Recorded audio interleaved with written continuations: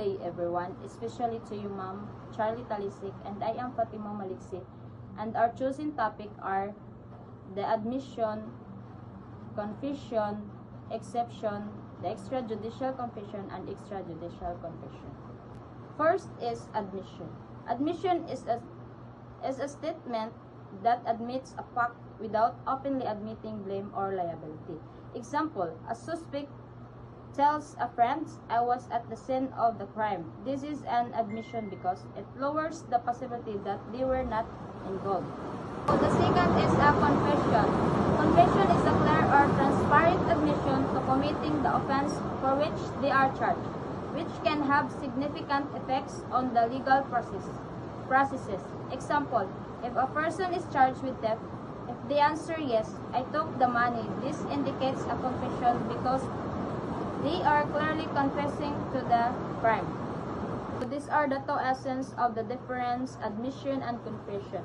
Admission are like pieces of a puzzle that might not reveal the whole picture but still work against the speaker's case. Confession are the full picture, a direct acknowledgement of guilt that can be used as strong evidence against the speaker. So the third is the exception. Admission from a co-partner or agent.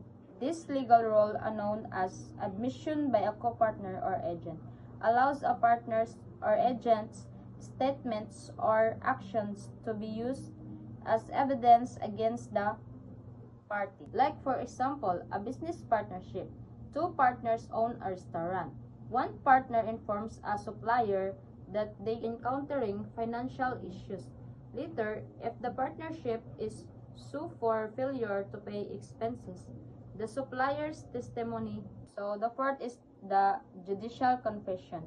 A judicial confession is a person's formal admission of guilt during an action in court, such as a trial. This means that when someone confession in court, they acknowledge that they did the offenses for which they are accused. Like for example, in a real-life scenario, imagine a person accused of embezzlement in court. They admit to taking the money and explain how they did it. This admission is a judicial confession and court. This admission is a judicial confession and can lead to a conviction based solely on that statement. Then the last is extrajudicial confession. An extrajudicial confession is a statement of a guilt made outside of a court or legal action that cannot support a conviction on its own. Like for example, if someone confession to a crime on social media, this would be considered an extrajudicial confession, where it might be used as evidence.